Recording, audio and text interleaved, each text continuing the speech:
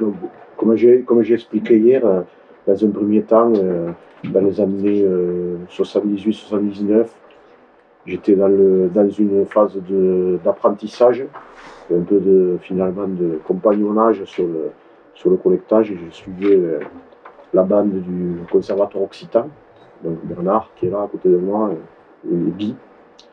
Mais bon, c'est par la suite, justement, cette expérience-là m'a permis d'avoir beaucoup de contacts, surtout avec les musiciens gascons, par exemple en Vallée d'Ossau, ou aussi j'ai beaucoup fréquenté un joueur de violon qui s'appelait Gabriel Mouras, avec qui j'ai joué, qui était du Bazadé.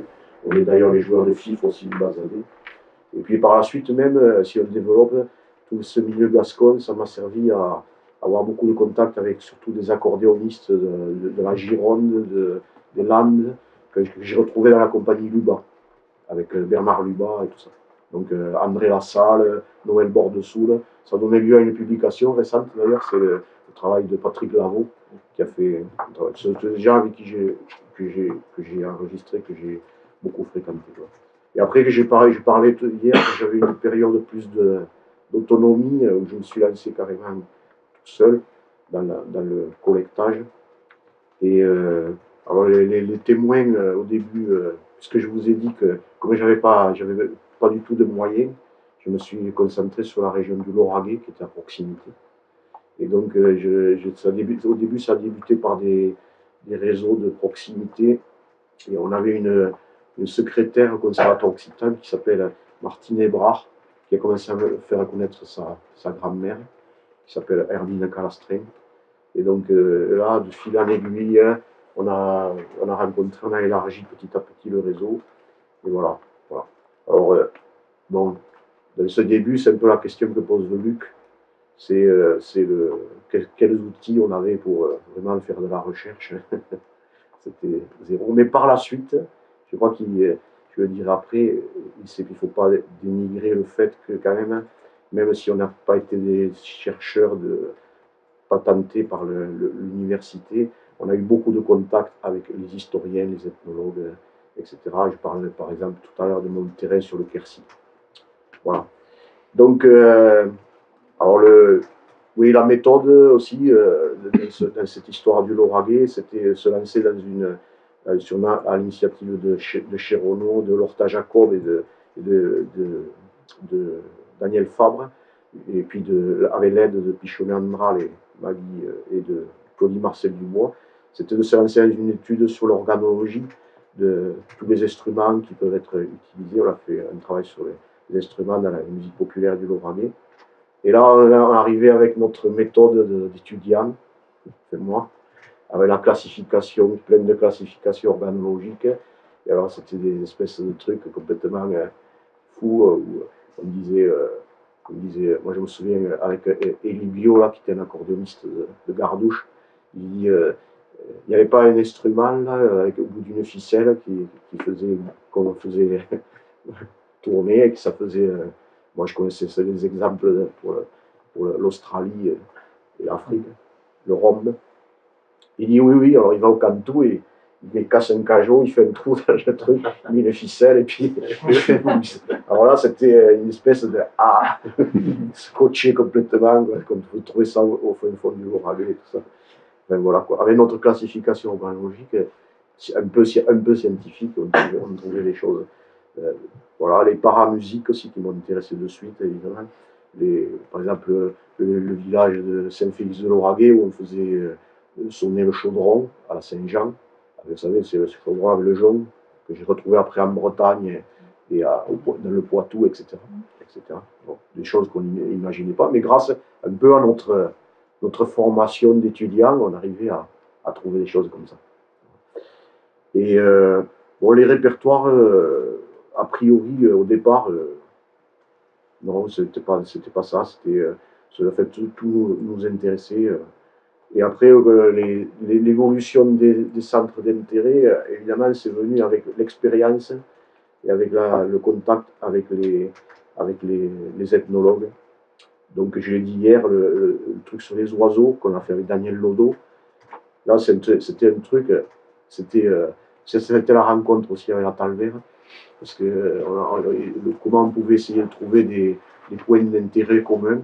Et ça a été un sujet. Je ne me vante pas, mais c'est moi qui ai proposé à Daniel si on pouvait travailler sur ce sujet. Et de suite, c'est parti. Voilà. Voilà. C'était grâce à Daniel Fabre, tout ce rapport musical aux oiseaux.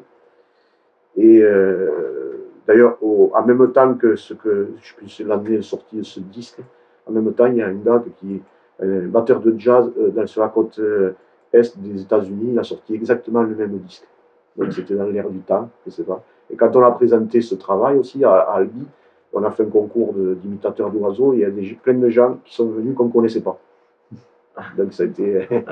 voilà. Mais et Daniel Odo suivait lui aussi des séminaires de Daniel Fabre? Oui, aussi. Vous étiez ensemble au séminaire, et après vous avez travaillé ensemble sur... c'est ça. Voilà. Et après les thèmes, l'histoire des traditions campanaires, c'était parce que vraiment, pour moi, dans le Lauragais, c'était l'expression musicale, ou paramusicale, on l'appelle comme vous voulez, la plus vivante. Donc j'ai rencontré les sonneurs, et j'ai rencontré surtout Alain Jouffret, qui avait monté le musée de l'île Jourdain. Voilà. Et puis aussi les gens des ATP qui me poussaient vers ça. Plus tard, les thématiques, j'ai travaillé sur les musiques et en général les cultures autour des pays de rivière, donc Lot et Dordogne. Et bon, j'avais pas spécialement d'acquaintance avec le milieu aquatique, ni avec les oiseaux, que j'ai appris à manipuler, et ni avec les cloches, parce que je ne suis même pas baptisé. Donc voilà quoi. Et donc, et voilà. Et donc, si vous voulez, moi, mes thématiques, c'était, j'ai un peu résumé là, parce que les années 76-80, c'était un peu ce parcours avec le conservatoire occitan, autour de la Gascogne, l'Auvergne, le Limousin. Je n'ai pas parlé du Limousin aussi, parce que j'étais quand même en contact avec beaucoup de violonneux corréziens et tout ça, participais là-bas au concours, etc. Les années 80-81, l'histoire du Lauragais, tout ça. Après, les années 82-84, les trucs sur les cloches, les oiseaux et tout ça. Et après 83, je m'installe dans le Lot. Et j'ai pas du mal pour m'installer là-bas, parce que ma mère, quand elle est venue en 39 de l'Aragon, elle tombe dans ce village de la Capelle-Marival. Donc elle était à l'école là. Et donc quand j'arrive là-bas, quand ma femme est nommée là-bas, on s'installe là-bas, et de suite, en 5 minutes, on trouve un logement. Vous voyez, parce que j'y allais quand j'étais gamin, c'est vraiment un coin où je me suis implanté complètement. Alors, sur l'histoire avec Luc, qu'a posé Luc, est-ce que les collecteurs ont une méthodologie qui est vraiment scientifique? Moi, de suite, j'ai été aidé là sur l'histoire du territoire, parce que c'était la revue Quercy Recherche avec Jean-Luc Oberheiner, qui avait quand même qui avait fait un travail énorme de diffusion.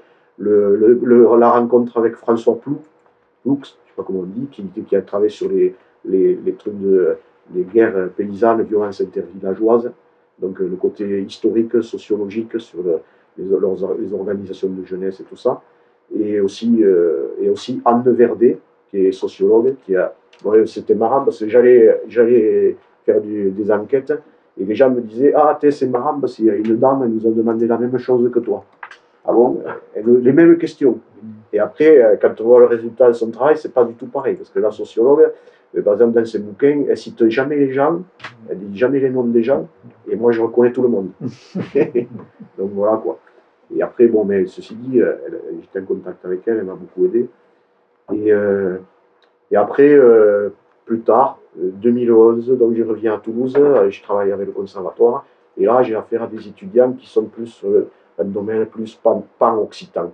Et là je reviens à la fois dans la pratique et dans la recherche à des choses qui sont plus justement la Gascogne, l'Auvergne, le Limousin, ça va jusqu'au-delà. Donc c'est des périodes. Voilà.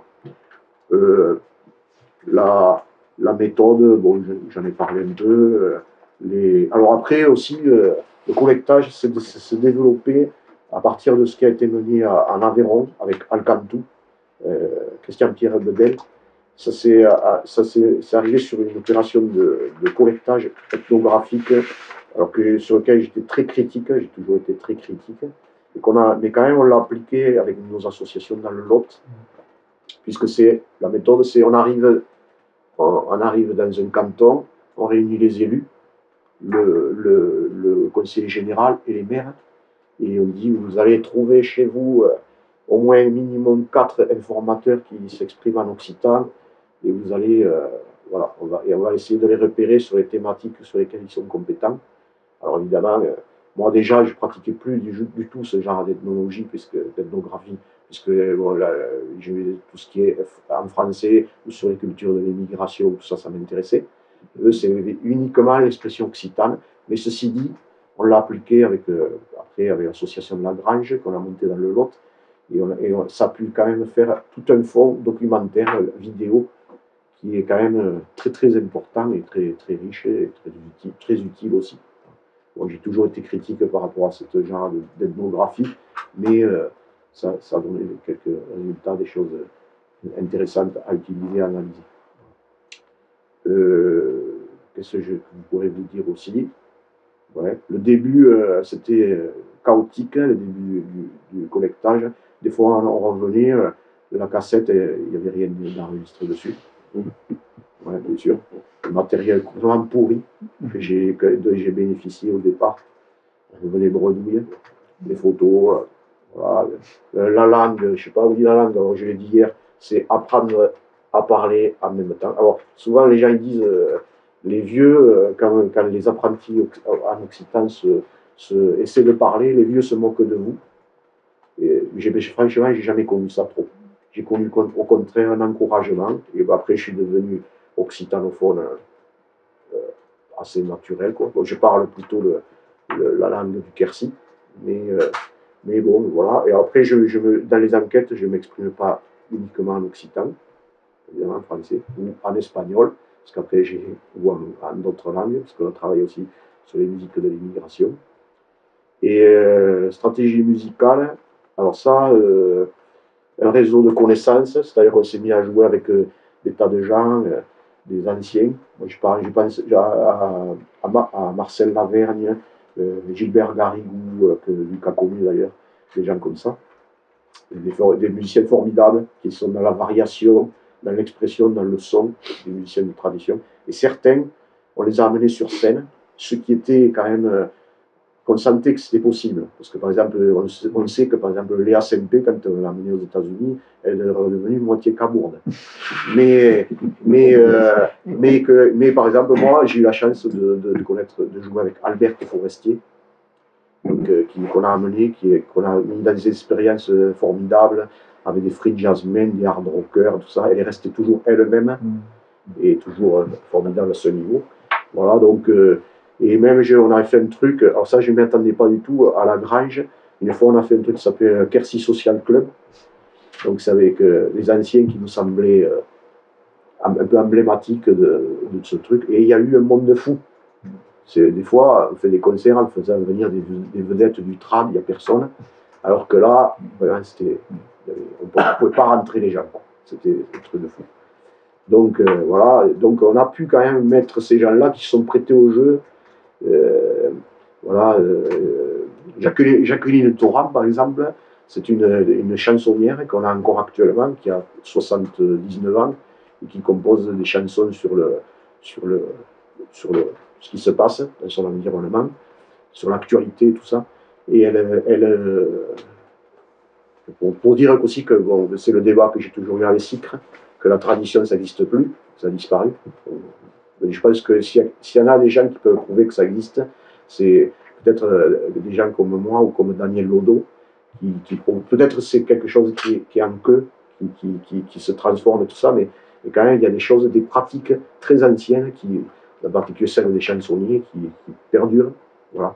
Et elle, on peut la mettre, elle n'est pas grande chanteuse, mais on la met sur scène. Elle chante vraiment, elle intéresse beaucoup les gens, elle intéresse les gens sur ce qui se passe dans l'instant, et elle est formidable. Donc on peut mettre des gens comme ça, on peut les faire. Puis les musiques de l'immigration, évidemment. Le gros moment pour nous, ça a été 2009, c'était les commémorations de ce qu'on appelle la retirada. Donc quand nos parents, bon, de mes deux côtés, du côté de ma mère et de mon père, sont rentrés en France en 1939. Et là, il y a eu tout un truc, qui s'est passé dans le Lot, où on a fait un ciné-concert. On a fait venir quelqu'un comme Manuel Pitarque, qui était un joueur de guitare, qui avait appris la guitare parce qu'il voulait rentrer dans un orchestre pour acheter une moto. Mais voilà, quoi, il a connu aussi toute la période de musée, tout ça. Et il était héritier d'un groupe qui avait à Souillac, qui était un groupe d'Espagnols, après la guerre, qui faisait du bal un peu hispanique, latin et tout ça. Et donc lui, on a joué avec lui sur scène. Moi, je me suis mis, parce que quand j'étais gamin, le premier instrument que j'ai joué, c'est la bandolia, quand même, j'oublie pas. Donc, on a rejoué. Les premiers temps, quand il a expliqué son histoire, il ne pouvait pas parler. Et après, il est devenu une bête de scène. Tous les gens venaient, partout dans le Gers, partout. Les gens venaient. À Pavie, le festival de trad, en fait, c'est un village d'Espagnols. Les gens ne viennent jamais au festival.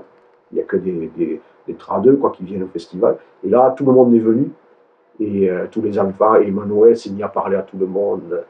Et voilà, les gens, c'était des enfants et c'était assez formidable. Et donc là, voilà, Lagrange, l'association Lagrange continue à travailler sur, on va dire, tout ce qui est facture instrumentale, musique buissonnière. Bon, on a fait une rencontre nationale, il y avait des Bretons, ça c'est un thème qui nous intéresse. On a un atelier de lutherie pédagogique qu'anime Michel Lemeur, Coco Lemeur. Ça, on travaille sur ces thématiques-là. Voilà. Et après, à Toulouse, quand je suis revenu en 2011, tout le monde me sautait dessus en me disant le Lauragais, oui, alors il y a une danseuse qui s'est mise à restituer ses danses, elle s'appelle Marie-Yvonne Magnan, et on a créé une association qui s'appelle Pays de Cocagne, et finalement, ils m'ont embringué pour continuer à faire du collectage dans ce coin, et j'ai fait des enquêtes il n'y a pas longtemps avec des chanteurs, des sonneurs de cloche et tout ça. Donc ça continue.